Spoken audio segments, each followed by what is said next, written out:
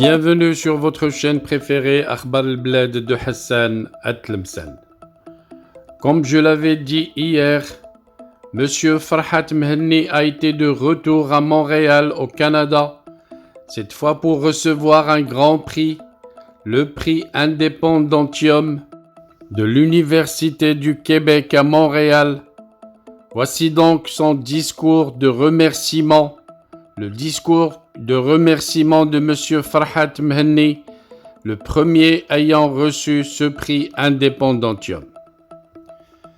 La création du prix Independantium est en soi un immense progrès sur la voie d'un monde apaisé et solidaire.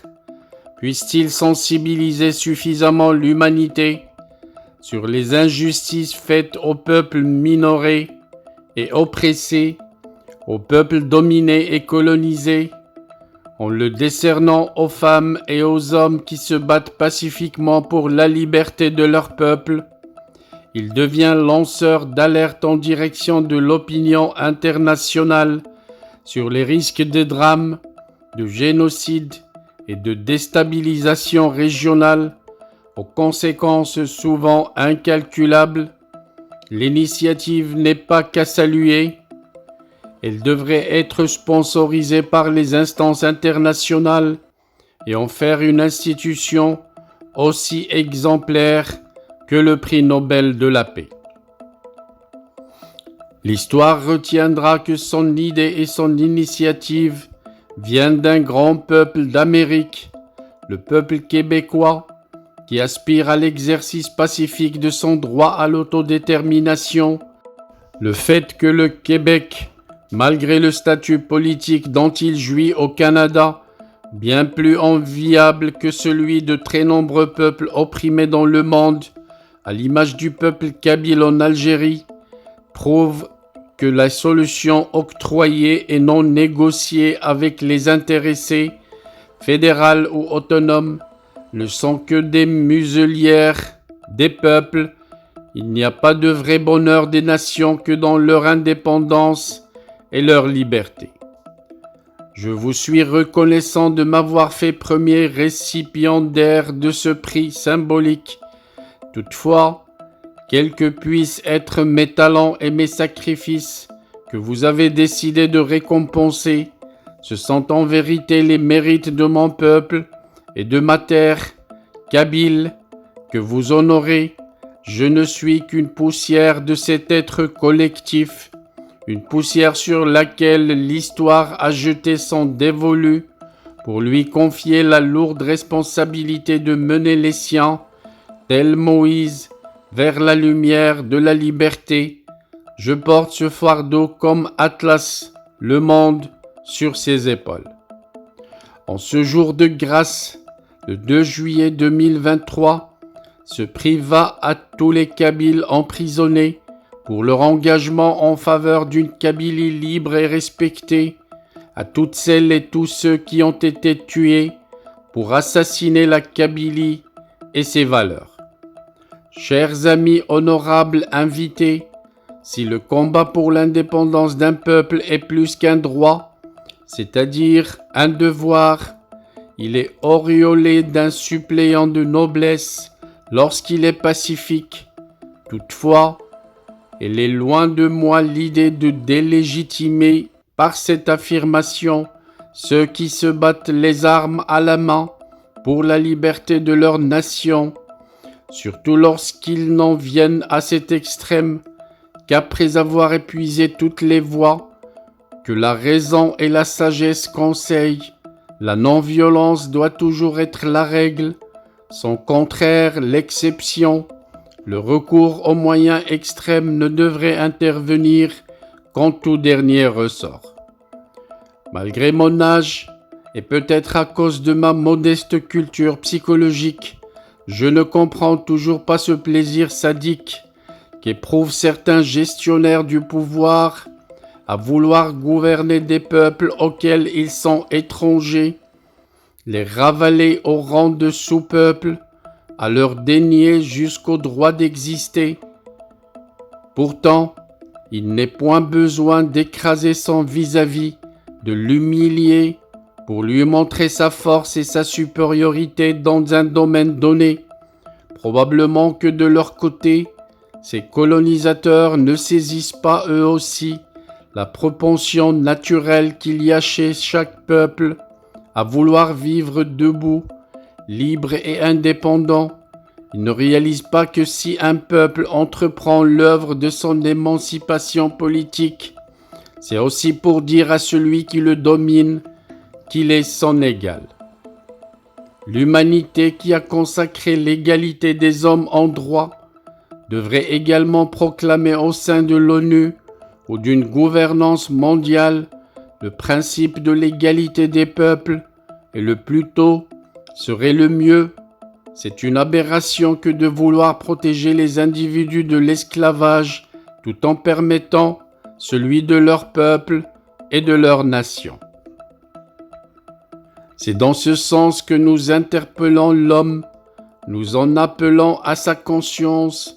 Le monde est trop injuste pour que nous en remettions au danger courant qui l'emporte, le déni du droit d'exister, opposé à des centaines de peuples à travers le monde, est un crime contre l'humanité. L'ONU, cette maison commune où devaient se rejoindre tous les peuples accomplis, est squattée par l'indus occupants qui en refoulent nos nations.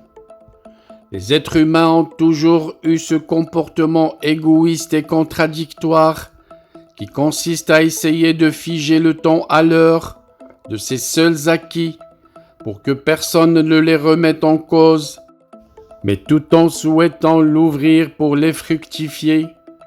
Par exemple, on a beau tenter d'assurer l'éternité à nos frontières terrestres, à travers le monde, celles-ci ne cessent jamais de bouger.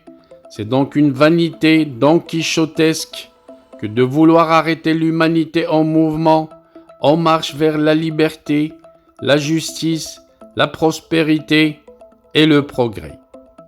Figer le temps, c'est cesser de grandir, d'apprendre et d'évoluer, c'est se condamner à l'ennui et à la paresse, in fine, à la déchéance, à la perte de ce que l'on veut préserver.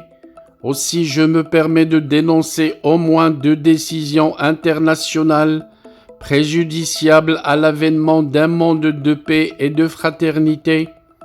Le premier, la clôture injuste, depuis décembre 1961, de la liste des territoires à décoloniser par les instances onusiennes.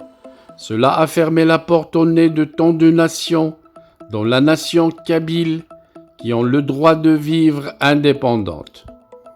La deuxième, la consécration par l'OUA du principe de l'intangibilité des frontières héritées de la colonisation. Cette institution continentale perpétue, en raison de ce même principe, le colonialisme auquel elle est censée mettre un terme.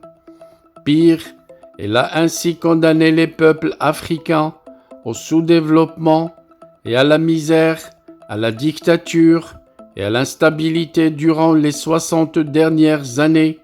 Elle les condamne demain à des guerres d'indépendance dont certaines ont déjà commencé. Car comme je l'ai écrit il y a 13 ans déjà, la décolonisation d'il y a 50 ans était celle des fausses nations, celle des vrais peuples va commencer. Le siècle identitaire ou la fin des États post-coloniaux, Michelin 2010. En effet, sans la réhabilitation du droit des peuples à disposer d'eux-mêmes à l'échelle de la planète, il est fort à parier que toutes ces nations privées de reconnaissance et de siège au sein des instances internationales finissent par recourir à la violence pour assurer leur survie et leur émancipation, pour briser le joug qui les maintient en esclavage et sous domination étrangère. Pour le bien de l'humanité, il est bon de rappeler que devant l'échec de la raison à ouvrir les portes de la vie à un peuple, la violence, pour condamnable qu'elle soit, devient pour lui le sésame, le seul passe-partout. Un grand pas vient d'être fait à travers cette cérémonie que j'aurais aimé partager avec mon ami catalan, le président Puigdemont, qui a, à mon grand regret, en a été empêché malgré toute sa bonne volonté. Pour que cette lumineuse et salvatrice idée ne meure pas, il revient à ses initiateurs de l'institutionnaliser, en définir les statuts, les critères et la périodicité pour en faire un instrument au service de la liberté, du bien-être des nations et du monde entier. Montréal, le 2 juillet 2023. Farhat Mehenni, président du gouvernement provisoire kabyle en exil à Navad et du mouvement pour l'autodétermination de la Kabylie, le MAK.